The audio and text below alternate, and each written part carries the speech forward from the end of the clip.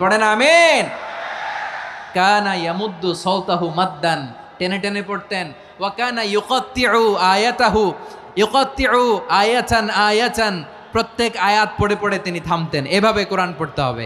আমাদের অনেক মা বোনেরা আজকের এই চাঁপাইনবাবগঞ্জের প্রোগ্রামের অনেকগুলো মহিলা প্যান্ডেল আমি ল্যান্ডিং করার সময় দেখেছি।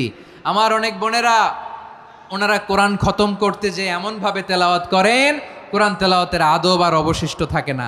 আমরা তার তিলের সাথে তেলাওয়াত করব, যেমনটি আমি পড়ে শোনালাম। বিষ্ণু ইসলাম প্রতি আয়াত শেষে থামতেন, টেনে টেনে পড়তেন, তার তিলের সাথে পড়তেন, সুর করে পড়তেন। মানলাম ইয়াতাগান্না বিল কোরআন ফালাইসা মিন্না, যে সুর করে কোরআন পড়ে না সে আমার উম্মত হতে পারে। জাইনুল কোরআন বিআসওয়াতিকুম, বিষ্ণু বলেন সুর করে কোরআন পড়বা। অনেকে কোরআনের খতম তুলবার জন্য কোরআনরে একেবারে খতম করে দেয়, এরকম আছে না নাই? কোরআনের খতম তোলার জন্য কোরআনরে কি করে?